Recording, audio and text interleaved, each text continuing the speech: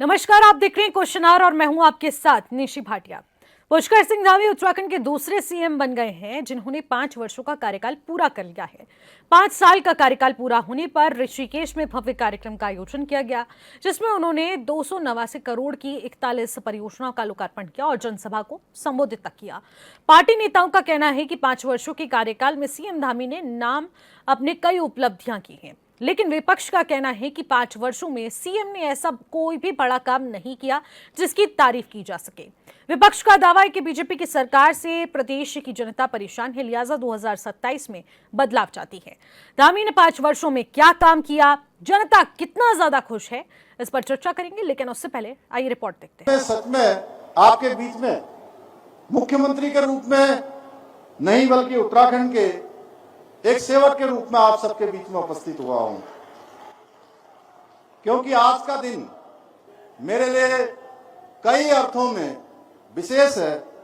आज से ठीक 5 वर्ष पूर्व मुझे राज्य के मुख्यमंत्री के रूप में देवभूमि उत्तराखंड की सेवा करने का सौभाग्य प्राप्त हुआ था।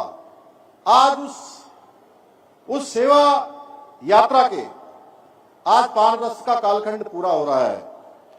इस अवसर पर मैं आदरणीय प्रधानमंत्री श्री नरेंद्र मोदी जी का हृदय से आभार व्यक्त करता हूं, जिनके मार्गदर्शन में, जिनके स्नेह और विश्वास ने और अनेक सारे संकटों के समय, आपदाओं के समय, अनेक ऐसी स्थितियां जो हमको अव्यवस्थित करती थी, उस समय में उन्होंने हमारा मार्गदर्शन किया, हमारा सहयोग किया और उत्तराखंड की जनता से जो उनका विशेष लगाव है, उसी के कारण से आज बहुत सारी असंभव चीजें संभव हो पाई।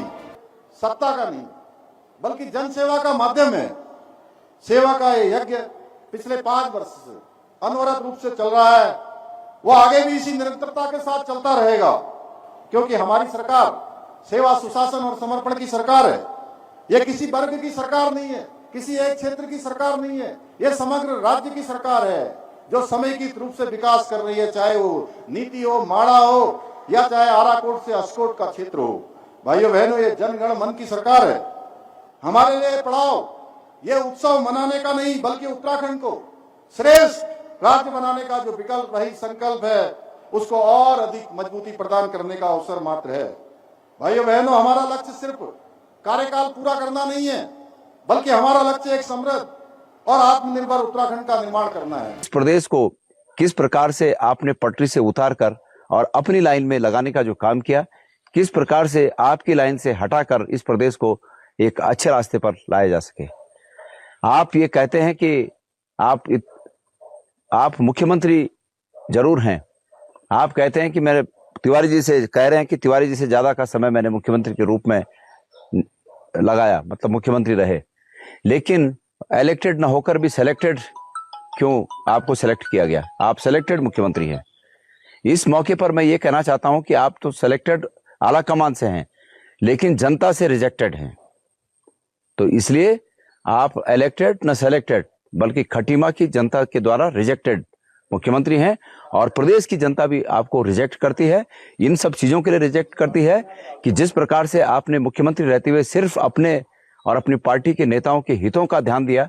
इस पर तो धामी सरकार के 5 साल काम बनाम दावे और आखिरकार प्रमुख उपलब्धियों पर नजर डालते मदरसा बोर्ड खत्म करने वाला पहला राज्य बना है उत्तराखंड, और भर्ती परीक्षाओं में भी पेपर लीक, नकल रोकने को लेकर सख्त कानून बनाया गया है। इसके अलावा सख्त भू कानून, भूमि खरीद बिक्री को नए प्रावधान लागू किए गए हैं। इसी के साथ धर्मांतरण विरोधी कानून को सख्त बनाया गया है। धर्मांतरण पर कड़े दंड लगाए गए हैं। दंगा विरोधी कानून, संपत्ति को नुकसान पहुंचाने वालों की भरपाई, और आखिरकार दंगा विरोधी कानून संपत्ति को नुकसान पहुंचाने वालों से भी भरपाई होगी। ऑल वेदर रोड और कनेक्टिविटी, सड़क संपर्क सुविधाओं का विस्तार किया गया। 4 धाम यात्रा में सुविधाओं को बढ़ाया गया। पंजीकरण सुरक्षा को मजबूत किया गया। ऑल वेदर रोड और कनेक्टिविटी, सड़क संपर्क सुविधाओं का विस्तार हुआ है। साथ ही बहुत सारी उपलब्धियां हैं, जिसमें केदारनाथ, हेमकुंड साहिब सहित कई रोपवे परियोजनाओं पर जो अभी सख्त काम जारी है, उसका भी उल्लेख किया गया है। 5 वर्षों के कार्यकाल में 34,000 युवाओं को भी रोजगार मिला। लखपति दीदी जैसी योजनाओं से महिलाओं के सशक्तिकरण को बढ़ावा बढ़ावा दिया जा रहा है। होम स्टे पर्यटन को बढ़ावा, ग्रामीण पर्यटन, स्वरोजगार को प्रोत्साहित करना, ये सब एक मॉडल है। नए स्वास्थ्य केंद्र, मेडिकल कॉलेज और स्वास्थ्य सुविधाओं का विस्तार, खिलाड़ियों को प्रोत्साहन राशि, पुरस्कार राशि, वृत्ति और खेल में आगे बढ़ाने के लिए बहुत सारे आयोजन, विद्यालयों में उन्नयन और इसी के साथ ही साथ बहुत सारे ऐसे विषय हैं। सरकारी सेवाओं को ऑनलाइन और अधिक पारदर्शी करते हुए इस दिशा में कदम बढ़ाए गए। किसानों की आय बढ़ाने, आधुनिक खेती को बढ़ावा देने के लिए भी कई ऐसे काम किए गए हैं। जन जन की सरकार, जन जन के द्वार जैसे जन संपर्क अभियान भी छेड़े गए।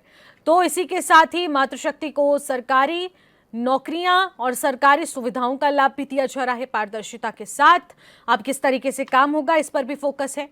सैनिक, किसान, युवाओं और मातृशक्ति को किस तरीके से आगे बढ़ाना है, इसके लिए भी सरकार की तमाम योजनाएं इस वक्त संचालित हैं। सौर ऊर्जा हो और तमाम प्रकार की ऊर्जाओं हो, उसका किस तरीके से निर्माण किया जा रहा है, उनको बेहतर प्लेटफॉर्म मिल जा रहा है। इसके साथ ही जन जन की सरकार, जन जन के द्वार कार्यक्रम के तहत एक बार फिर से आज से ये शुरुआत होने जा रही है कि इस कार्यक्रम को विस्तार दिया जाएगा और एक बार फिर से शुरू किया जाएगा। इसको 2.0 नाम दिया गया है क्योंकि अब लाभ मिलने वाला है, जनता तक सीधे पहुंचेंगे, योजनाओं का लाभ दिया जाएगा, उन तक योजनाओं के बारे में जानकारी दी जाएगी और उनसे फीडबैक भी लिया जाएगा। सरकार अपने द्वार योजनाओं और आपके अधिकारों के बारे में भी बताएगी और ऐसे में आपके द्वार पहुंचकर आपको तमाम योजनाओं का लाभ कैसे मिल सकता है और आखिरकार सरकार से जो नाराजगी है और सरकार को जो फीडबैक दिया जा सकता है और सरकार से जो भी पूछा जा सकता है, सवाल किया जा सकता है, वो भी आप इस जन जन की सरकार, जन जन के द्वार कार्यक्रम के तहत जब 1-to-1 मीटों का रात्रि प्रवास होगा उसके जरिए भी किया जा सकता है। यानी कि अब शिविर के जरिए जनता को सीधा लाभ पहुंचने वाला है और इस शिविर के माध्यम से जनप्रतिनिधि उस दौरान प्रवास पर रहेंगे, मौजूद रहेंगे और शिविर में समस्याओं के समाधान पर खास फोकस रखा गया है।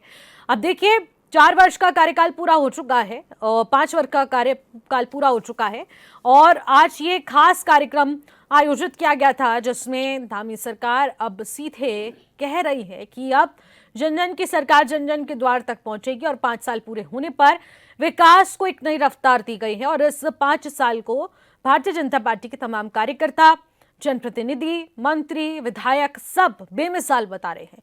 लेकिन आखिरकार इन 5 सालों में जो कार्य किए गए हैं वो कितने उल्लेखनीय हैं और आखिरकार वो जनता के बीच किस तरीके की छाप छोड़ते हैं, आखिरकार इसका सीधा लाभ कैसे जनता तक पहुंचा और एक क्या बड़ा बदलाव हुआ है, इस पर हम लोग खास चर्चा करेंगे और इस खास चर्चा में हम ये सारे सवाल पूछेंगे और आखिरकार इन उपलब्धियों पर जो विपक्ष के अपने तंज हैं, विपक्ष का कहना है कि इन 5 सालों में हुआ तो हुआ क्या। आखिरकार कोई ऐसी बड़ी उपलब्धि नहीं है जिसको लेकर कहा जा सके कि आखिरकार हाँ कुछ बदलाव हुआ है, जनता को इससे कुछ फायदा पहुंचा है। लेकिन आखिरकार ऐसा क्यों, क्या वो पॉइंट्स हैं, उस पर भी डिस्कशन होगा क्योंकि इन 5 सालों में जो महत्वपूर्ण उपलब्धियों का जिक्र कार्यकर्ता कर रही है, कार्यक्रमों के जरिए उल्लेख किया गया है, वाकई में जनता के लिए कितने फायदेमंद हैं, इस पर भी नजर डालेंगे। तो इसी विषय पर आज खास चर्चा के लिए हमारे साथ खास पैनलिस्ट जुड़ चुके हैं। सीधे आपकी परिचय करवा देती हूं। हमारे साथ संजीव वर्मा, भारतीय जनता पार्टी के प्रवक्ता, स्टूडियो से जुड़ चुके हैं। स्वाति नेगी, प्रदेश महासचिव यूथ कांग्रेस हैं, तो वो भी हमारे साथ इस वक्त स्टूडियो से जुड़ चुकी हैं। दीपक रावत यूकेटी के प्रवक्ता हैं, वो भी इस वक्त हमारे साथ स्टूडियो से जुड़ चुके हैं। प्रेम पंचोली, वरिष्ठ पत्रकार, भी हमारे साथ स्टूडियो से जुड़ चुके हैं। देवेंद्र कोटियाल जी, वो भी हमारे साथ, आप प्रवक्ता हैं, वो भी हमारे साथ जुड़ चुके हैं। तो इसी के साथ हम लोग चर्चा की शुरुआत करते हैं और सभी पैनलिस्ट का मैं पहले तो स्वागत करूंगी और सबसे पहले मैं आना चाहूंगी संजीव वर्मा जी। माफ कीजिएगा, हमारे साथ उमा सिसोदिया जी जुड़ चुकी हैं आम आदमी पार्टी से और इसी के साथ चर्चा की शुरुआत करते हैं। संजीव जी, आखिरकार 5 साल बेमिसाल का जा रहा है और आज एक भव्य दिव्य कार्यक्रम का आयोजन किया गया। क्या कहना चाहेंगे कि आखिरकार ये 5 साल कैसे बेमिसाल है, कितना बड़ा बदलाव आया इन 5 सालों में?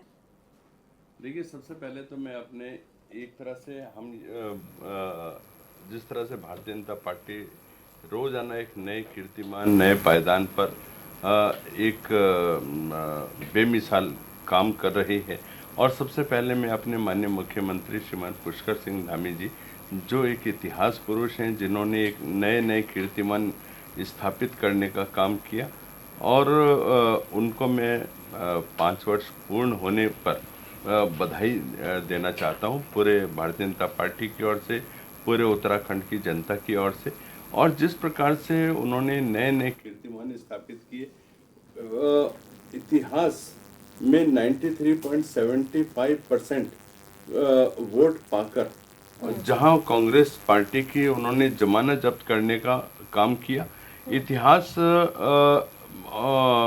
में सबसे लंबे समय तक अनवरत रहने वाले मुख्यमंत्री के रूप में उन्होंने एक इतिहास कायम किया और साथ ही उत्तराखंड को एक नई दिशा दशा और एक नए कलेवर में लाने का जिस प्रकार से वो लगातार काम कर रहे हैं, उत्तराखंड को नई पहचान दिलाने का और उत्तराखंड को नई एक लीडिंग रोल में जिस प्रकार से लाने का और उसके ऊपर काम करने का वो लगातार काम कर रहे हैं।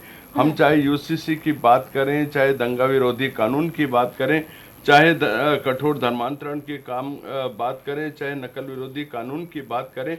नकल विरोधी कानून जहां उत्तराखंड का युवा त्राहिमाम कर रहा था कांग्रेस के राज में, जहां जो नकल माफिया ने उसके युवाओं के नाक में दम किया हुआ था, जो जितनी भी युवा मेहनत करते थे वो सभी नकल माफियाओं की भेंट चढ़ जाती थी। तमाम भर्ती परीक्षाएं नकल माफियाओं की वजह से उनकी मेहनत बर्बाद होती थी।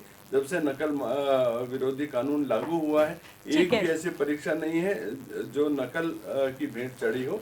और मैं सोचता हूँ 30,000 सरकारी नौकरी देने वाला उत्तराखंड देश का एकमात्र ऐसा राज्य बना है। हम चाहे यूसीसी की बात करें, नकल विरोधी कानून की बात करें, दंगा विरोधी कानून की बात करें, अतिक्रमण विरोधी कानून की बात करें, डेमोग्राफिक चेंज के ऊपर प्रभावी रोक लगाने की बात करें, कठोर भू कानून की बात करें और तमाम इस प्रकार के कार्य जो लीग से हटकर और एक तरह से उत्तराखंड को एक विशेष पहचान दिलाने के लिए माननीय मुख्यमंत्री जी के द्वारा काम किया गया है। जहां पर आप देखें उत्तराखंड में आज वर्तमान में भी डबल इंजन सरकार है। 2 लाख करोड़ रुपए की जो इंफ्रास्ट्रक्चर की परियोजना आज जो चल रही है, क्या कांग्रेस को भी एक सौभाग्य मिला था डबल इंजन सरकार का? क्या उन्होंने उत्तराखंड की बेहतरी के लिए कभी कुछ किया? उनको अपने आपस की जो बंदर बांट है उससे फुर्सत नहीं थी, आपस की लड़ाई से फुर्सत लेकिन नहीं संजीव जी, यूसीसी और एंटी कॉपिंग यानी कि ये जो कानून है, थूक जिहाद, लव जिहाद, इन सबको अगर साइड रख लिया जाए तो शिक्षा, स्वास्थ्य, रोजगार के क्षेत्र में आपने क्या किया, ये उपलब्धि मुझे बताइए आप जरा। देखिए, आपने स्वास्थ्य की बात करी। कांग्रेस पार्टी के यहाँ पर 10 साल सरकार चली। कांग्रेस पार्टी के शासनकाल में 874 डॉक्टर केवल हमारे पूरे उत्तराखंड के स्वास्थ्य बेड़े में थे।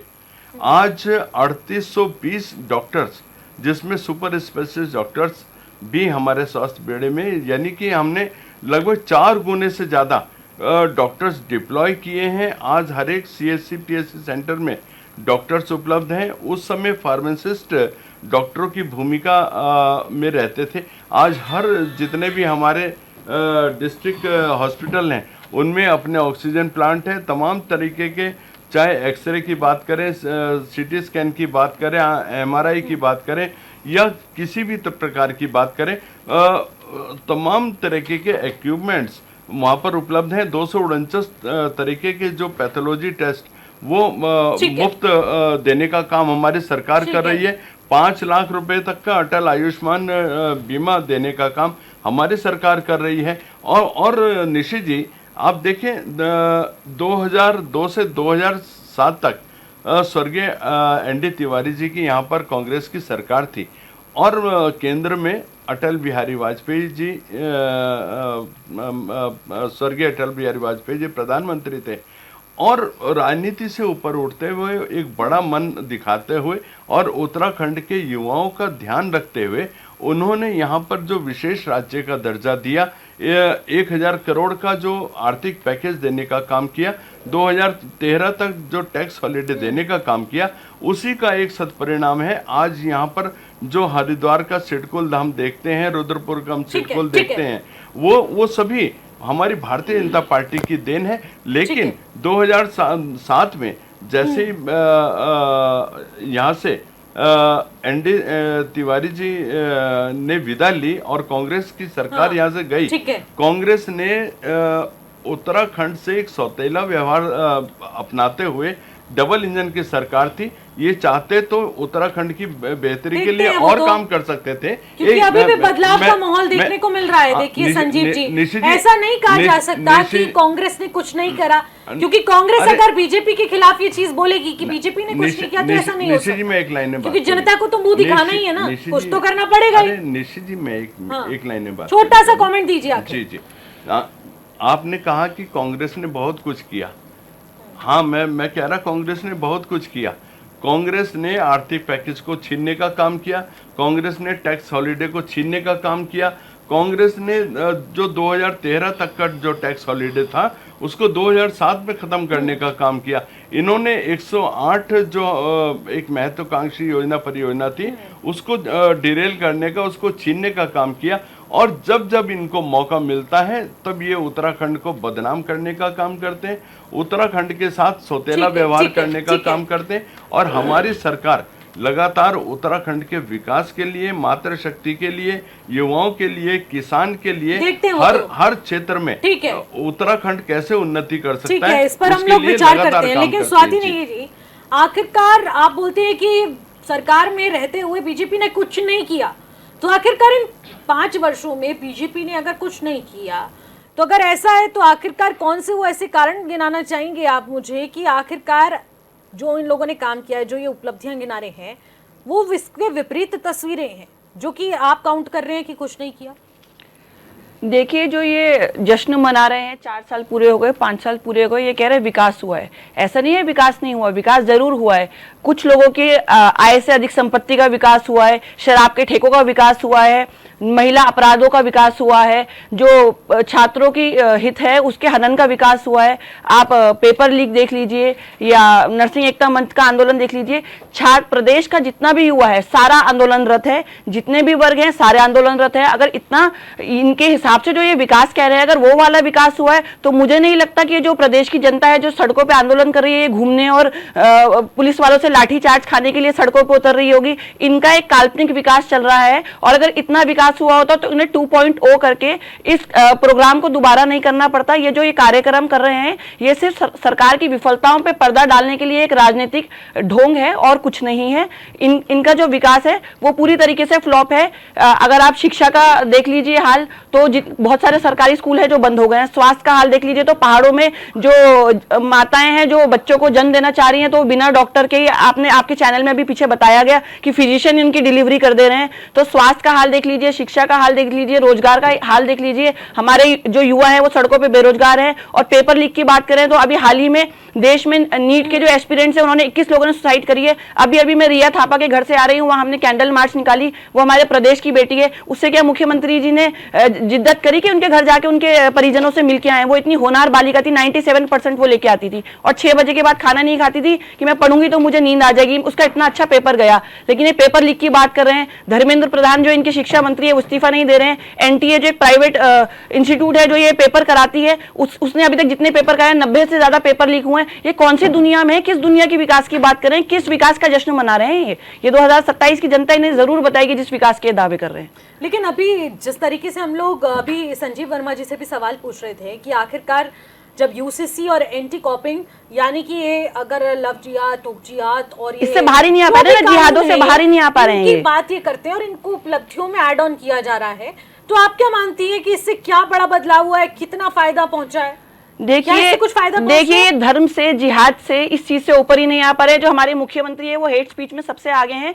जो नेगेटिव जितने भी इश्यूज हैं जिससे जनता को भड़काया जा सके, उनकी जो भावनाएं उनसे खिलवाड़ करके और अपनी दूध मलाई खाई जाए, ये सिर्फ वो कर रहे हैं। कुछ पूंजीपतियों का विकास हुआ है, जो बाहर से लोग आए हैं जिन्हें इन्वेस्टमेंट के लिए यहाँ जमीनें खरीदनी थी। जो पैसे वाले लोग हैं सिर्फ उनका विकास हुआ है। जो मिडिल क्लास वर्ग है और जो गरीब वर्ग है वो पिसता ही जा रहा है। उनके बारे में कुछ नहीं सोच रहे हैं। इनकी जो विकास की पैर लिस्ट है उसमें गरीब जनता और आम जनता का कोई भी ऐसा मुद्दा नहीं है जो उसमें आता हो। इनका विकास सिर्फ पूंजीपतियों का है, जैसे मोदी जी अडानी अंबानी का कर रहे हैं। यहाँ पे धामी जी भी कुछ अपने खास उनके लोग हैं जिनकी आय से अधिक संपत्ति बढ़ गई है, सबके सामने सार्वजनिक है, मैं नाम नहीं लेना चाहूंगी। सिर्फ उन्हीं का विकास हो रहा है। तो ये अलग इनका विकास चल रहा है। लेकिन दीपक रावत जी, बीजेपी हो, यूकेडी हो, कांग्रेस हो, आम आदमी पार्टी हो, सबकी अपनी अपनी बातें हैं, लेकिन कांग्रेस और बीजेपी दोनों की बातें सुन ली गई हैं, दोनों का कार्यकाल आजमा लिया गया है। 2027 क्या यूकेडी का पुनर्जन्म होने वाला है? देखिए निश्चित जी, निश्चित रूप से ये प्रदेश का हाल अगर 26 वर्ष बाद और इस प्रदेश के बनने से पूर्व जो यक्ष प्रश्न थे, जिनके सवाल के जवाब जनता ढूंढना चाहती थी और पृथक राज की मांग करते करते उन्होंने पृथक राज बनाया है भी, और आज भी अगर वो यक्ष प्रश्न बने हुए हैं, उनका कोई युधिष्ठिर नहीं मिल पा रहा जो उन जवाब दे सके। तमाम, चाहे वे भारतीय जनता पार्टी के मुख्यमंत्री रहे हों जो अपना पाँच वर्ष का बेमिसाल बता रहे हैं, या कोई इनसे पूर्व मुख्यमंत्री रहे हो, कोई वो युधिष्ठिर नहीं बन पाया जो यक्ष के उन प्रश्नों का जवाब दे सके जो मुंह टांगे अभी भी खड़े हैं। कहने का तात्पर्य बहुत सिंपल है कि जो पलायन की समस्या है, रोजगार की समस्या है, महिला उत्पीड़न की जो समस्या चल रही है, जो आपके स्वास्थ्य की समस्या है, शिक्षा की है, ये इनके समाधान कहाँ कब निकलेंगे, कौन आएगा, कौन इन सवालों का जवाब कौन देगा? आप भारत, जो सबसे बड़े विडंबना रही है, चाहे कांग्रेस हो या भारतीय जनता पार्टी हो, इन्होंने राष्ट्रीय मुद्दों को राज्य के जो मुद्दे थे उन पे थोपा है, उनके राष्ट्र इनके, और खास तौर पर भारतीय जनता पार्टी ने तो अपने उन मुद्दों को यहाँ अपने घोषणा पत्र में रखा जिनकी डिमांड यहाँ के लोगों ने करी नहीं। यूसीसी की डिमांड किसने करी? कौन सा सर्वे करा इन्होंने कि यूसीसी आना चाहिए, लेकिन यूसीसी उन्होंने लागू करा। अभी इन्होंने 1 जुलाई से कहा है उत्तराखंड अल्पसंख्यक बोर्ड बनाया है, एजुकेशन बोर्ड बनाया है। किसने डिमांड करी? कौन से एजुकेशन बोर्ड ने बोर्ड करी? आप ले आए। आप यहाँ पर वाटर टेस्टिंग कर रहे हैं, आपने एक लैब बना रखा है, आप यहाँ पर आपकी दीर्घकालिक योजना में है कि पहले उसको उत्तराखंड में लागू करो और फिर उसके प्रभाव देखो और उन प्रभाव के हिसाब से फिर उसको दूसरे राज्यों में लागू कराओ। प्रयोगशाला बना के रखा है भारतीय जनता पार्टी ने। मूल मुद्दे जो गौण मुद्दे वो गौण चले गए हैं। यदि कोई आवश्यकता नहीं, यदि इन मुद्दों को आप रखते हैं तो पलायन जैसे मुद्दा बना हुआ है, जिसकी वजह से ये आज भी हम लगातार देख रहे हैं कि हमारे गांव खाली होते जा रहे हैं। 10 करोड़ रुपए दिए पलायन आयोग को खर्चा चलाने के लिए बजट में। इससे पता चलता है कि जो वर्तमान सरकार, इसकी नीयत क्या है। आप इनकी स्थिति देखिए कि आप ये देखिए, जो जिस एक लखपति योजना इन्होंने चला रखी है, आज ये महिमा मंडल कर रहे हैं कि 2,65,000 लोगों को लखपति बना दिया। लखपति योजना क्या है? लखपति योजना ये है कि हर जो महिला होगी उसकी साल की इनकम 1 लाख होगी। तो क्या उनकी साल की इनकम 1 लाख होने लग गई है? 2,65,000 महिलाओं की। हम तो चाहते हैं अगर ऐसे संभव तो बताइए, लेकिन 2,65,000 के आपने बताया आंकड़े देना चाहते हैं। ये रोजगार के आंकड़े देते हैं। 4 महीने पहले, 6 महीने पहले आंकड़े 25,000 थे। अचानक से जो पूरे 5 साल में नहीं हुआ, ठीक है, 5 और अचानक से वो आंकड़े अब इनके 33,000 के आंकड़े देने लग गए, 34,000 के आंकड़े देने लग गए। ठेका प्रथा को इन्होंने बढ़ाया है, रेगुलर जो नौकरियां हैं उनको कम करा है। तो आप ये देखिए कि जो समस्या है इस प्रदेश की, जिसके लिए 10 साल भारतीय जनता पार्टी की सरकार हो चुके हैं, ये नहीं कि 2 साल पहले आई हो। तो अगर तभी भी अगर वो यक्ष प्रश्न बने हुए हैं, जो मूल निवासी है वो अभी भी ठगा हुआ महसूस कर रहा है। आपने लिखा ना कि 4 साल 5 साल बेमिसाल, इसको आगे बढ़ाइए, 5 साल बेमिसाल और भारतीय जनता पार्टी के जुमलों से उत्तराखंड की जनता है बेहाल। ये बताइए। ठीक है, उमा सिसोदिया जी, यूकेडी तक अपनी पार्टी मजबूत करने में जुटी हुई है और आखिरकार उनका भी अपना विजन तैयार हो चुका है और इस बार संघर्षशील मोड में नहीं बल्कि एक चुनावी पार्टी के रूप में उभरने की तैयारी है। लेकिन आम आदमी पार्टी अब इस चुनाव में किस तरीके की तैयारी के साथ उतरने जा रही है? देखिए, बिल्कुल बहुत अच्छा प्रश्न आपने पूछा है। आम आदमी पार्टी पूरी तरह से 2023 तक चुनाव लड़ने के लिए पूरी तरह से तैयार है। हम लगातार अपने संगठन पर काम कर रहे हैं। हमारा संगठन हमारा लगभग तैयार हो रहा है। विधानसभा अध्यक्ष पूरी तरह से आम आदमी पार्टी 27 में बीजेपी को टक्कर देने के लिए तैयार है। और सबसे बड़ा डर भी बीजेपी को इस समय आम आदमी पार्टी का है। हमने अपने ऑपरेशन हॉस्पिटल करके हमने प्रोग्राम चलाया था। हमारे सारे कार्यकर्ता सुदूर गांव तक एक सरकारी अस्पताल में हम लोग गए और हमने वहाँ की वीडियोज और फोटोज ली जो आम जनता को वहाँ पर परेशानी थी। हमने उसका पूरा खाका तैयार किया है और हम लोग सड़कों पर उतरकर अब अस्पतालों की जो हालत बीजेपी ने कर रखी है। हालत ये है एंकर महोदया की, जो सुदूर गांव में जो महिलाएं हैं वो बेचारी डंडी कंडी से, जो वो गर्भवती महिलाएं हो, चाहे कोई एक्सीडेंटल कोई व्यक्ति हो, डंडी से लेकर उनको नीचे सरकारी जो सेंटर बने हुए, स्वास्थ्य केंद्र बने हुए, वहां तक लाया जाता है और वहां पर वो सिर्फ रेफरल है, वहां पर ताले लटके हुए, यहाँ उनको रेफर करके जाता है कि आप देहरादून चले आइए, आप हल्द्वानी चले। और यहाँ पर देहरादून के जो कोरोनेशन जैसे बड़े हॉस्पिटल क्या जो डीएवी जो सॉरी जो दून कॉलेज जो है उसमें पानी पीने की व्यवस्था तक भी नहीं है। हम लोगों ने इस चीज को उजागर किया और अगले ही दिन वहां पर ये बात हिंदुस्तान अखबार में आई और कोरोनेशन हॉस्पिटल में डीएम साहब ने छापा मारा सारी चीजें देखते हुए कि कहीं ना कहीं आम आदमी पार्टी ने जब अपने उत्तराखंड की पेज पर जब इन सब चीजों को उठाया। कहने का मतलब मेरा ये है कि आम आदमी पार्टी के कभी हम लोग धर्म की राजनीति नहीं करते हैं, हम लोग क्षेत्रवाद की राजनीति नहीं करते, हम लोग सिर्फ शिक्षा, स्वास्थ्य और रोजगार पर बात करते हैं और यही सबसे बड़ा खतरा इस के लिए बना हुआ है कि आम आदमी ठीक है। पार्टी पर मैदान में है और शिक्षा और स्वास्थ्य को लेकर हमने जो भूगोल इस समय उत्तराखंड में फूंक दिया है उसका सबसे बड़ा डर इन लोगों को दिखाई देना स्टार्ट किया है। और डीएम साहब ने जो कोरोनेशन में जो औचक निरीक्षण किया, आम आदमी पार्टी का इतना बड़ा दबाव था, लगातार हमारे कार्यकर्ता एक एक चीज की वीडियो बनाकर सोशल मीडिया पर पोस्ट करना शुरू हुए तो कहीं ना कहीं इन लोगों को ये खतरा जरूर हो गया कि अगर स्वास्थ्य इस बार चुनाव में मुद्दा बना दिया आम आदमी पार्टी को, जनता को समझ में आ गया तो इन लोगों की धर्म की राजनीति और इन लोगों की जो धर्म के नेता बन रहे हैं बीजेपी वाले, ये राजनीति इस बार खत्म हो जाए। बिल्कुल, देखिए यहाँ पर एक बड़ा सवाल जरूर उठता है कि आखिरकार जब इतनी सारी बातें हैं, इतने सारे मुद्दे हैं, विपक्ष के इतने सारे सवाल हैं, आखिरकार इन सवालों को खत्म क्यों नहीं किया गया है। इधर रुक करते हैं प्रेम पंचोली जी का। पंचोली जी, आखिरकार धामी के 5 साल कितने बेमिसाल हैं? आखिरकार इन 5 सालों को कैसे याद किया जाएगा, किस पॉइंट पर याद किया जाएगा? देखो 5 साल बेमिसाल हैं, ये तो स्वीकार करना पड़ेगा और प्रतिरोध की जो पार्टियां हैं उनको भी स्वीकार करना ही पड़ेगा। इसलिए कि धामी जी ने जिस तरह से कलाकारी दिखाई अपने मुख्यमंत्रित्व काल में, और मुझे लगता है कि मुख्यमंत्री की कुर्सी पे वही व्यक्ति पूरा 5 साल काट सकता है जो सच में एक कलाकार होता है। उस कलाकार मतलब एक संवेदनशील व्यक्ति होता है और एहसास करवाता है कि मैं मुख्यमंत्री हूँ और अपनी पार्टी के लोगों से भी एहसास करवाता है कि तुम यहाँ पर गलत हैं, तुम यहाँ पर सही हो।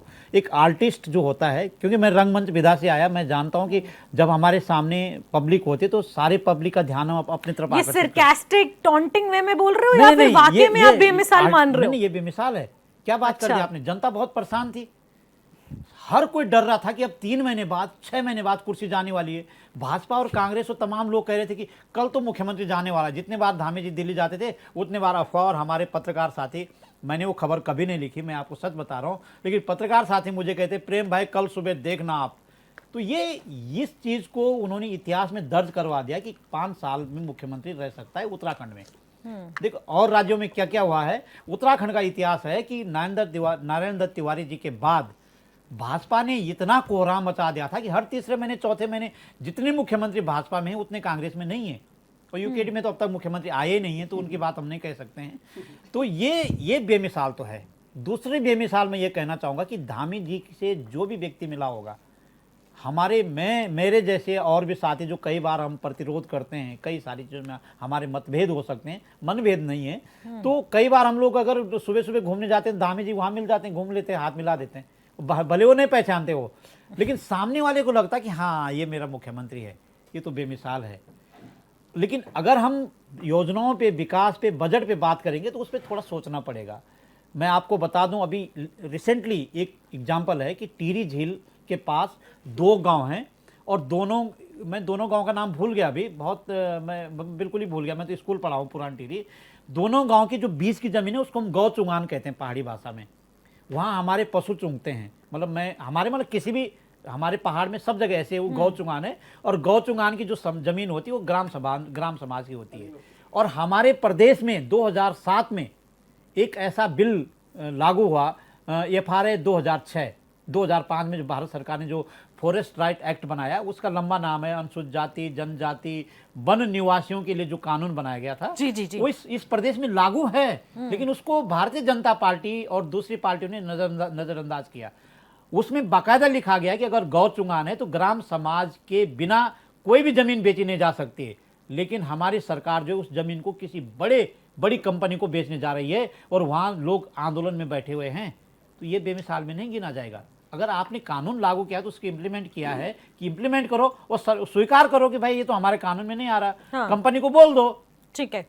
और जनता बाकायदा कह रही कि ये जमीन हम नहीं देंगे, क्योंकि वहां पर 5 स्टार, 7 स्टार और उससे भी ऊपर कोई स्टार है तो सारी स्टार रिजॉर्ट वहां पर बनेंगे। सामने पे टिहरी झील है। ऐसे कई कानून अभी सरकार कह रही कि हमने यूसीसी लाई, यूसीसी पे आम जनता पे कोई असर नहीं पड़ रहा। आम जनता से आप पूछो कि यूसीसी क्या है, उल्टा पूछेगा कि क्या है यार, जरा मुझे समझा देना। तो ये कानून हाँ उनके एजेंडे में था, भाजपा के एजेंडे में था। तो जब से भाजपा सरकार आई है तब से अगर हम ये कहें कि यहाँ पर जाति धर्म की लड़ाई नहीं हुई, तो ये तो कहना समीचीन नहीं है कि ये लड़ाइयाँ हुई है। हिंदू मुस्लिम की बहुत लड़ाई हुई है, हाँ। शेड्यूल कास्ट अपर कास्ट की बहुत लड़ाई हुई है। केतन लाल जैसे लोग व्यक्ति की जो अभी अपनी जिंदगी शुरू करना चाहता, उसके घुटनों में कीलें ठोक दी गई है। तो आप ये बताओ कि इस तरह से निर्मम हत्या हो रही है तो किसकी सरकार में हुई है? तो आप अगर बैलेंस करेंगे तो धामी जी ने कुर्सी 5 साल तक जो कंटीली कुर्सी थी उसको बिल्कुल कंटीले से ने फूलों से सजा दिया है, और आज वो कंटीली नहीं तो है। विकास बनाम नाराजगी की लड़ाई 2027 में देखने को मिलेगी या मिलेगी। फिर सत्ता हाँ, परिवर्तन वाली? फाइनली बहुत अच्छे ढंग से मिलेगी, लेकिन लोग उसके बाद याद भी करेंगे कि धामी जी ने लोगों को निराश नहीं किया। लोग डरे हुए थे कि अब सरकार अस्थिर होने वाली है, कोई पत्रकार आएगा जो बाद में विधायक बनेगा, वो करने वाला है, क्या बोलते उसको, मैं भूल गया अभी, वो हमारे शब्द हैं पत्रकारिता के, है ना, वो उसका करेगा और फिर उसको उस कुर्सी से उतार देगा। तो ये प्रोपेगेंडा, ये ड्रामा ये नहीं दिखाया दिया 5 साल तक। हालांकि धामी जी से उनकी पार्टी के लोग बहुत लोग नाराज हुए, लेकिन धामी जी खुद चल करके उनके पास गए और उनको खुश भी तो किया। कम से कम अपने कुनबे को उन्होंने संतुलित बनाया। तो ये कला तो धामी जी में है। तो उनको एक अच्छा मंझावा आर्टिस्ट कह सकते हैं, एक मंझावा राजनीतिज्ञ कह सकते हैं, एक मंझावा कलाकार कह सकते हैं। और कभी भी 5 साल के अंदर धामी जी को गुस्सा नहीं आया। कई संकट आए उनके सामने, ऐसे संकट आए कि उनके आंखों से आंसू भी आए, लेकिन वो कभी गुस्सा नहीं हुए। तो ये बहुत सारी चीजें उनकी योग्यता की, पर विकास और वो सब चीजें जब देखी जाएगी तो उसमें कई रोड़े हैं, और वो रोड़े तो कांग्रेस और यूकेडी वाले बताएंगे। बहुत सारी चीजें उनके पास आंकड़े भी हैं, आम आदमी पार्टी बहुत अच्छे ढंग से बता सकती है आंकड़े। तो उनके चीजों को लेकर के तो बेमिसाल तो उन्होंने किया है। ये तो संजीव जी, बेमिसाल की तारीफ आपने सुन ली कि आखिरकार ये 5 साल का कार्यकाल कितना ज्यादा बेमिसाल रहा है। अब मुझे आप बताइएगा, हजारों करोड़ों रुपए के निवेश के दावे किए गए, एमओयू साइन हुए हैं करोड़ों रुपए के, अरबों रुपए के, धरातल पर कितना उतरा है ये दिख नहीं रहा है कुछ दूर दूर तक। तो आखिरकार कहाँ है वो निवेश, किनको मिल रहा है फायदा? हमें तो नहीं मिल रहा है। निशी जी देखिए, आम जन उससे लाभान्वित है, हमारे युवा लाभान्वित है, हमारी मातृशक्ति लाभान्वित है, हमारा किसान लाभान्वित है। हाँ, कांग्रेस लाभान्वित नहीं हुई तो उनका विरोध करना लाजमी है, क्योंकि वो विरोधी दल है, विपक्षी दल हैं। अब सरकार की तारीफ तो वो करेंगे नहीं, उनके बेचारों की मजबूरी है। और आप देखें आज जिस प्रकार से उत्तराखंड एक लीडिंग रोल में है, आज जिस प्रकार से यहाँ पर इंफ्रास्ट्रक्चर का डेवलपमेंट लगातार हो रहा है, आज आप देखें किसान सशक्त हो रहा है, हमारा जो युवा पूरी तरह से सुरक्षित है। आज नकल, जैसे मैंने पहले भी उल्लेख किया था, जो नकल विरोधी कानून आया था, और उसके बाद फिर जो अब 30,000 सरकारी नौकरी हमारी सरकार के द्वारा दी। साथ ही संजीव जी, मैं आपसे पूछ रही हूँ, जितने एमओयू साइन हुए हैं उनमें से मुझे कुछ मैं 2 या 4 आप मुझे बता दीजिए, कौन सी वो कंपनियां हैं जो कि धरातल पर उतर चुकी हैं, जिससे आसपास रोजगार बढ़ा हो, फायदा पहुंचा हो हमारे युवाओं को। आप मुझे 2-4 एक ही बता दीजिए, एक बड़ी कंपनी का नाम बता दीजिए बस। देखिए, एक ही बताइए। निशी देखिए, यहाँ पे टाटा आई है, अशोका लेलैंड आई है। कहाँ लगाया उन्होंने अपना संयंत्र? रुद्रपुर में लगा है। कहाँ लगाया? रुद्रपुर, अरे रुद्रपुर में लगा है। क्या उत्पादन हो रहा है वहाँ बताइए। और सोलर प्लांट लगे हैं। अभी आप ये देखिए, जो समिट करा, मेरे प्रधानमंत्री जी को आपने मुख्यमंत्री बनाया, लेकिन उसका जो हाल है वो ये है भाई, एक करने को राजी नहीं है। आप एक बड़ी 3.5 लाख करोड़ के एमओयू साइन करने 1 लाख करोड़ रुपए का, जो 1 लाख करोड़ रुपए का इन्वेस्टमेंट ग्राउंडिंग हो चुका है। अगर आप एक कंपनी का नाम बता दीजिए, कौन मल्टीनेशनल कंपनी यहाँ पर आई है जिसने अपना संयंत्र स्थापित किया? लगभग 75,000 से ज्यादा लोगों को, युवाओं को रोजगार मिला है।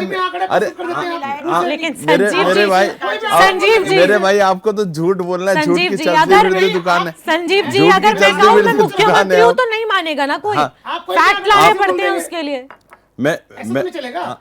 अरे मैं तो संजीव जी, मैं ये कह रही हूँ ना, हाँ, अगर मैं यहाँ पर बोल दूं जो- कि मैं मुख्यमंत्री हूँ, कोई मेरी बात पे विश्वास तब करेगा ना जब मेरे पास वो पत्र होंगे, वो मेरे पास फैक्ट्स होंगे, वो मेरे पास प्रूफ होगा।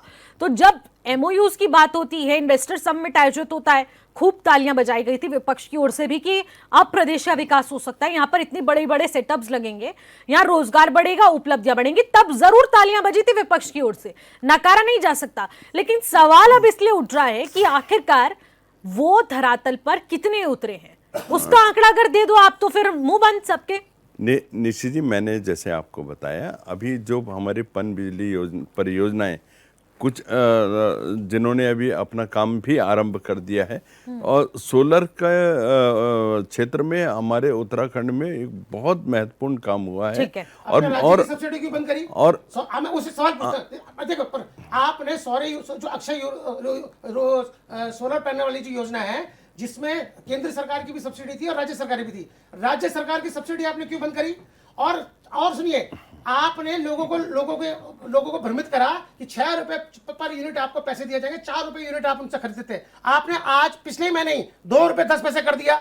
मतलब वही बिजली 2 रुपए 10 पैसे जो अपने घर में उत्पादन कर रहा है, आप उससे 2 रुपए 10 पैसे ले रहे हैं, और वही बिजली सरकार हमें वापस बेच रही है 6 रुपए में। तो आपने ऐसे झूठे वादे क्यों करे? निश्चित जी देखिए, जवाब कौन देगा? थोड़ा सा छोटा सा जवाब ले लेते हैं, संजीव जी जवाब दीजिएगा। निश्चित जी देखिए, सरकार लगातार काम कर रही है। माननीय मुख्यमंत्री जी जो डायरेक्ट इंटरेक्शन कर रहे हैं जनता के साथ, जनता खुश है, उत्तराखंड का किसान खुश है, युवा खुश है, जीरो टॉलरेंस की हमारी सरकार चल रही है, भ्रष्टाचार मुक्त प्रशासन चल रहा है। पूछा, आप इस खुशी में कहां जा रहे हैं? अरे जवाब मैं दे रहा हूं ना। कैसे खुश है? अरे ऐसे खुश है जब युवाओं को रोजगार मिल रहा है, स्वरोजगार मिल रहा है। यहाँ पर 4.4% जो बेरोजगारी दर कम हुई है, ये इसको आप नहीं देखते हैं। जब भैया रोजगार मिलेगा जभी तो बेरोजगारी दर कम होगा। इसीलिए तो आती हूँ आपके पास, आती हूँ। लेकिन ठीक है, समझ गई संजीव जी। सब आंकड़ों का ही खेल होता है, आंकड़ों के जरिए घुमा भी दिया जाता है और आंकड़ों के जरिए ही मुंह भी बंद करवा दिया जाता है। लेकिन अभी आप घुमा रहे हैं, आप अगर पेश कर दें तो सबका मुंह बंद, विपक्ष आप पर एक सवाल नहीं उठाएगा। मैंने तो आपको अभी आती हूँ मैं आपके पास। स्वाति नेगी जी, 2017 और 2022 हो, अगर इतनी परेशान बीजेपी से जनता है तो क्यों नकारा जा रहा है आपको बार बार? आपको मंथन किया गया क्या इन 2 चुनावों में? और अगर आपने आत्ममंथन किया है तो क्या सीखा है?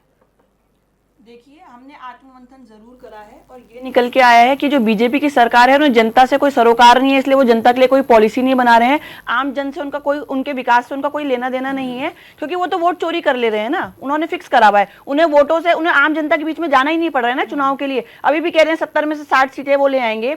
अंकिता भंडारी का इतना बड़ा मुद्दा है, महिला सुरक्षा, हमारे पूरे प्रदेश में देहरादून जो है वो क्राइम सिटी में टॉप में है। उसके बाद भी ये कह रहे हैं महिलाओं के लिए काम कर रहे हैं, महिलाओं के हितों के लिए काम कर रहे हैं।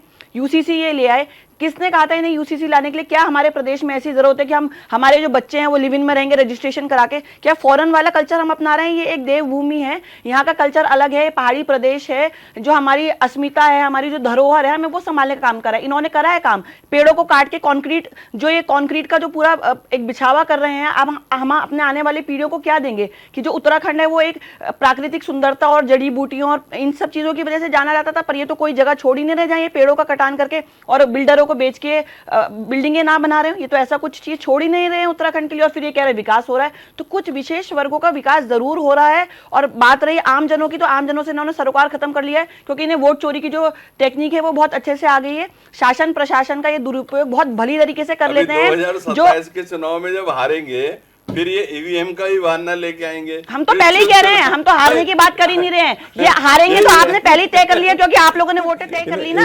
हारेंगे आपको कैसे पता है? इन्होंने पहले तय कर लिया कि हम ये बहानेबाजी करेंगे। ईवीएम भी बोलेंगे, चुनाव आयोग भी बोलेंगे, न्यायपालिका भी बोलेंगे, शासन प्रशासन भी बोलेंगे। और ये तो आप लोगों ने क्योंकि तय कर लिया है, आप लोगों ने निशित जी अभी जिस तरह से मेरी बहन जिहादियों का समर्थन कर रही थी, तो मैंने तो जिहादियों का कहीं समर्थन नहीं करा। बिल्कुल जो राम, देखिए आप सुनिए, लेकिन संजीव जी जिहादी कहाँ से आ गए यहाँ पर? जस्टिफाई कर देते ना संजीव जी, मैं बता देती हूँ, नहीं मैं बता देती हूँ, मेरा समय बोलने दीजिए। संजीव जी, क्या बिना जिहाद शब्द के गाड़ी नहीं चलती क्या? देखिए इसमें तो कोई जिहाद का टॉपिक ही नहीं था। मैं बता देती हूँ, राम भगवान जो पूरे देश के लिए और हर पार्टी के लिए आस्था का विषय है, वो इनके लिए पिछले कुछ चुनावों में राजनीति का सबसे बड़ा विषय रहा।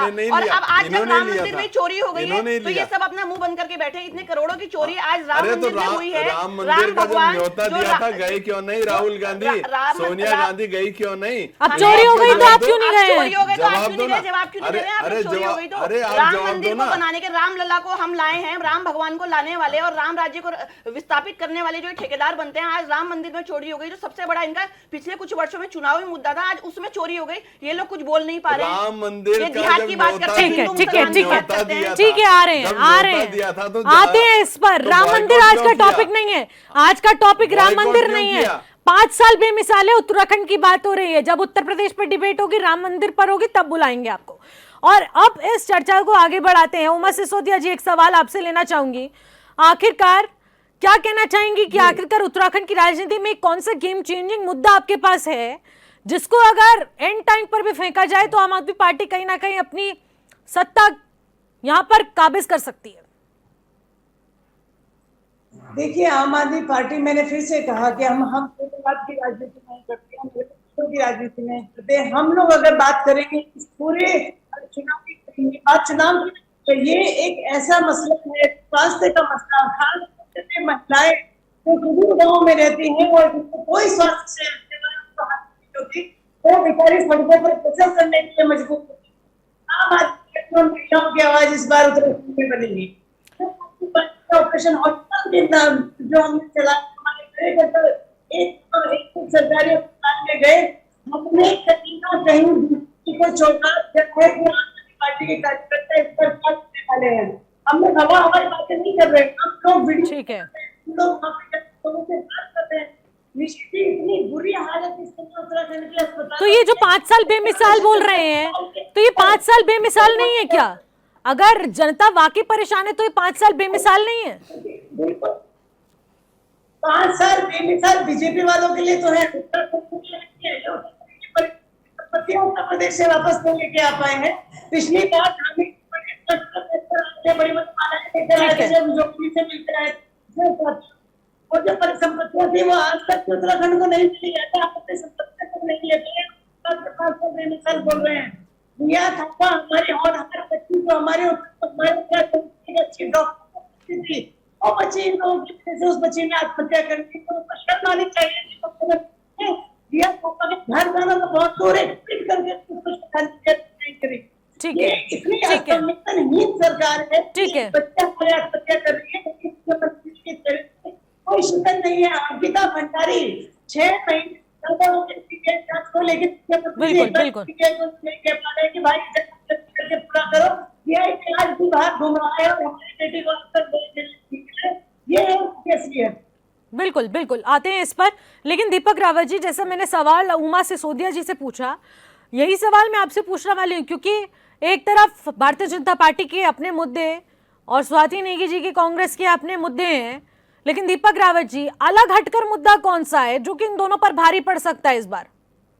देखिए, निश्चित रूप से जिस प्रकार का माहौल प्रदेश में बना हुआ है और जिस प्रकार से अभी कोई घटना चारधाम यात्रा के दौरान नरगासू में हुई थी, रुद्रप्रयाग की, उससे ये लगता है कि जो तवज्जो है वो यहाँ के जो बाहर के लोग जो आ रखे हैं उनको ज्यादा दी जा रही है, और जो यहाँ का मूल निवासी है उसके अधिकारों का हनन किया जा रहा है, और पूर्णतः हनन किया जा रहा है। और जनता को समझ में आ रहा है। कारण क्या है, ये भारतीय जनता पार्टी को बताना पड़ेगा। जिस प्रकार से उस मामले को निपटाया गया, जिस प्रकार से यहाँ के स्थानीय लोगों पर केस किए गए, जिस प्रकार से कहा गया कि जी हम माहौल नहीं खराब करने देना चाह रहे थे, उसको पूरा हैंडलिंग जिस प्रकार से सरकार ने करी। यहाँ तक कि हरियाणा के मंत्री यहाँ आईपीए जो सलाहकार है वहाँ के चीफ मिनिस्टर के, उनको यहाँ बुलाया गया इस समस्या का समाधान करने के लिए। मतलब आप देखिए, हरियाणा के जो सलाहकार है वो यहाँ आ रहे हैं, पंजाब के लोग यहाँ आ रहे हैं सलाहकार करें, और मामला पहले ही दिन 2 दिन में अगर ढंग से संभाल लिया जाता तो इतना बड़ा नहीं होता। और अलग अलग मामले को आप एक करना चाह रहे थे। कहने का मेरा यह है कि जब तक तो ये मामला बाहरी पर्यटन का नहीं हुआ ना, ये तो लॉ एंड ऑर्डर का लॉ एंड मामला ऑर्डर हुआ है। का, लॉ एंड ऑर्डर को आपने कहां मामला छोड़ दिया? आप 10 प्रदेशों की लड़ाई में ले गए, आप कहा, आपने 2 अलग अलग प्रदेशों को लड़ाई में ढोल दिया, आपने पहाड़ियों को और पंजाबियों को लड़वा दिया। ये तो सारे सोशल मीडिया के माध्यम से आया ना। जो एक मामला सिर्फ लॉ एंड ऑर्डर का था, आपने उसको इतना बड़ा बना दिया, और उसके बाद वो गाली देते हुए गए हैं और किसी की चूं तक नहीं बोल पाए कि वो उन पे आरोप करते, उन पे केस करते, तलवारें लहराई हैं, किसी पे केस नहीं हुआ है। कहने का मेरा कहना है कि आप सरकार क्यों दबी रही, सरकार ने ऐसा क्यों निर्णय लिया, सरकार, ये जनता सब देख रही है, समझ रही है। कहने का मतलब ये कि दोनों ही राष्ट्रीय दल है, राष्ट्रीय दलों की अपनी अपनी समस्याएं होती हैं, बिल्कुल, वो उनकी नीतियां भी अपनी होती हैं। और जो सबसे बड़ा ठगा हुआ मैसेज जो आज की डेट में इस प्रदेश का निवासी कर रहा है कि वो केंद्र में नहीं है, राज्य के केंद्र की नीतियों में यहाँ का मूल निवासी नहीं है, जिसकी वजह से समस्या का समाधान नहीं हो पा रहा है। और जब तक कोई राज्य में कोई ऐसी सरकार नहीं आएगी जिसका जो केंद्र में यहाँ के मूल निवासी को रखेगी, तब तक यहाँ की समस्या का समाधान नहीं होता है। अब आप मुझे बताइए, दिल्ली कांग्रेस पे आरोप लगता है वो दिल्ली से चलती है, और भारतीय जनता पार्टी पे आरोप लगता है वो नागपुर से चलती है। जो मुद्दे यहाँ पर आ रहे हैं, जिन मुद्दों को यहाँ पर गाया जा रहा है भारतीय जनता पार्टी द्वारा, यहाँ की जनता ने तो कभी उनकी कोई आंदोलन नहीं हुआ, कोई आंदोलन यूसीसी के लिए नहीं हुआ, कोई आंदोलन अल्पसंख्यक आयोग को गठन होना चाहिए इसके लिए नहीं हुआ। लेकिन क्योंकि राष्ट्रीय मुद्दों पे इनकी राजनीति के छाप छोड़ना था, इनको देखना था कि वाटर टेस्टिंग करके, तो इन्होंने वो मुद्दे यहाँ की जनता पे थोपे। यहाँ के मुद्दे कुछ और हैं, स्थानीय मुद्दे हैं, उनको आपको आगे बढ़ाना पड़ेगा। स्वास्थ्य है, शिक्षा है, स्वास्थ्य शिक्षा है, पलायन है, आपको रोजगार है, इस समस्या को समाधान करिए। आप उनका कोई नीतिगत हल निकालिए। आप सिर्फ जुमले देना जानते हैं। मैंने आप ही के सामने 3.5 लाख करोड़ के एमओयू हुए थे, एक कंपनी का नाम बताने को राजी नहीं है। तो आप में बताइए ना, आप क्या दे रहे हैं सरकार को? तो इसका असर जरूर 2027 में पड़ेगा। पंचोली जी, जरा मुझे बताइएगा, आखिरकार 2027 के विधानसभा चुनाव भी इस दौरान नजदीक है। एक तरफ सरकार अपनी तैयारियों में डटी हुई है, तो क्या इस 2027 चुनाव में एक तो 5 साल बेमिसाल के कार्यकाल को याद किया जा रहा है और धामी फैक्टर को ऊपर रखा जा रहा है, तो 2027 में क्या धामी फैक्टर, मोदी फैक्टर कामयाब साबित होगा, या फिर कांग्रेस के जो अपने फैक्टर्स इस वक्त निकलकर सामने आ रहे हैं कि जो असंतोष है उसको वोट में बदल दिया जाए, तो इसका फायदा कहां पर किसको पहुंचेगा? देखो, ये अवेयरनेस की एक टेक्निक होती है, और मैंने पहले कहा कि धामी सरकार बेमिसाल नहीं, पुष्कर धामी 5 साल बेमिसाल, मैंने उनके बारे में पहले कहा। लेकिन अगर हम ये कहें कि सरकार 5 साल बेमिसाल, तो ये गलत होगा। अब ये एडवर्टाइजमेंट, ये अवेयरनेस का काम, ये जन संचार का काम, ये तो प्रतिरोध की जो पार्टियां हैं उनको करना चाहिए कि वो बेमिसाल धामी पे ले जा रहे हैं या सरकार के साथ ले जा रहे हैं। सरकार में मैं आपको बता दूं कि 25 साल से, और हम भी पिछले 20 सालों से हम भी बोल रहे हैं और 25 साल से लिख भी रहे हैं, 26 साल की पत्रकारिता में ये अनुभव आया है। हमने राज्य बनते ही बोला कि जब एन.डी. तिवारी साहब ने सरकार संभाली थी, उन्होंने पहले बोला, हमारी उद्योग नीति में भी है कि हम 70% रोजगार स्थानीय लोगों को देंगे। लेकिन आज तक इन्होंने 70% रोजगार नहीं दिया, तो बेमिसाल हम कैसे कह सकते हैं सरकार को? धामी जी को कह सकते हैं, मैं दोबारा दोहराऊंगा, क्योंकि उन्होंने 5 साल तक कुर्सी पे बैठे रहे, उन्हें तो हटा देते, भाजपा वाले तो बहुत हटाते हैं बहुत जल्दी। तो अब आप बताओ कि वो जो, अच्छा फिर वो आंकड़ा देते हैं कि नहीं हमने दिया है 70%, वो क्या करते हैं कि जो आउटसोर्स की एजेंसियां हैं, अब आप बताओ कि अगर उस लिस्ट को आप निकालेंगे, 1% आउटसोर्स की एजेंसियां हैं जो वहां आउटसोर्स करती है। वो 1% एजेंसियां भी कैसी है? वो भी पेटी ठेकेदार, जो बड़ी एजेंसी है उसके नीचे वो 1% एजेंसी हमारी उत्तराखंड के मूल निवासियों की है। तो 5 साल बेमिसाल तो कांग्रेस और यूकेडी और आम आदमी पार्टी को बताना चाहिए जनता के पास जा करके, और अगर नहीं बता पाएंगे तो भारतीय जनता पार्टी का अवेयरनेस का कार्यक्रम तो बिल्कुल फिक्स है, उनके लोग फिक्स है, वो तो और अच्छे ढंग से बुनाएंगे, जैसे बुनाएंगे धामी को बुना सकते हैं। मोदी जी भी अभी ठीक है चलने में, हालांकि उनकी उम्र भी ज़्यादा हो गई है, पर लगते नहीं उस हिसाब से, दोनों को बुनाएंगे ये लोग। तो दूसरी बात मैं आपको कहना चाहता हूँ कि अभी सोलर प्लेट की बात की थी हमारे भाई साहब ने, भाजपा के प्रवक्ता ने, छोटा कमेंट। हाँ, मैं आपको बता दूं कि सोलर प्लेट योजना हम उसको बोलेंगे मेरी भाषा में, तो मैंने लगाया, मैंने कुछ पैसा जमा किया, उसका पैसा वापस आ जाता था। सरकार ने क्या किया कि यहाँ के सरकार ने अपनी सब्सिडी वापस कर दी और पॉलिसी बदल दी कि कंपनी को देंगे, व्यक्ति को नहीं देंगे। तो कंपनी से क्या है कि कमीशन मोटा जाता है। अब कमीशन मोटा बोलना पड़ेगा, एविडेंस हो चाहे ना हो, कोई बात नहीं, अब कमीशन तो सीधा ओपन हो गया ना, कमीशन मोटा कंपनी से मिलेगा, व्यक्ति से नहीं मिलेगा। तो पूरी पॉलिसी बदल दी और पहाड़ के पहाड़ पाट दिए गए हैं और आम आदमी को उसका कोई फायदा नहीं मिल रहा। तो 5 साल बेमिसाल सरकार का हो तो ये बोलना मेरे जैसे आदमी के लिए बहुत कठिन है, लेकिन 5 साल बेमिसाल धामी के लिए तो मैं बोल सकता हूँ। ठीक है, एक फाइनल कमेंट दे दीजिए संजीव जी, क्या कहना चाहेंगे अब 5 साल के बाद आगे का रोड मैप क्या कुछ रहने वाला है? इन 5 साल की उपलब्धियों का ही जिक्र होता रहेगा या फिर आगे रोड मैप पर भी काम होगा? छोटा सा फाइनल कमेंट 10 सेकेंड। देखिए, माननीय मुख्यमंत्री जी के द्वारा जिस प्रकार से उत्तराखंड में इंफ्रास्ट्रक्चर का जो डेवलपमेंट किया गया है, उत्तराखंड को सर्वश्रेष्ठ राज्य बनाने की दिशा में जो लगातार कदम उठाए गए हैं, आत्मनिर्भर उत्तराखंड के लिए जिस प्रकार से काम हुए हैं, प्रदेश की जनता उसको देख रही है और मैं सोचता हूँ 2027 में इसका पूरा लाभ हमको मिलेगा और आने वाले समय में हम अपने जो विकास की गति है उसको और ज्यादा तेज करेंगे। देखने वाली बात रहेगी कि आखिरकार संजीव जी की इसका कितना ज्यादा लाभ पहुंचने वाला है 2027 में आपको, या फिर अब विपक्षी पार्टी इस असंतोष को वोट में तब्दील करती हुई नजर आएंगी। बहुत बहुत शुक्रिया सभी पैनलिस्ट का इस चर्चा में शामिल होने के लिए। तो देखने वाली बात रहेगी कि आखिरकार ये 5 साल बेमिसाल 2027 के लक्ष्य को हासिल करने में कितने ज्यादा आसान साबित होंगे और आखिरकार इसका खामियाजा भुगतना पड़ेगा या फिर इसका फायदा सरकार को मिलने वाला है। इस पर लगातार बनी रहेगी नजर। तब तक के लिए मुझे दीजिएगा इजाजत। नमस्कार।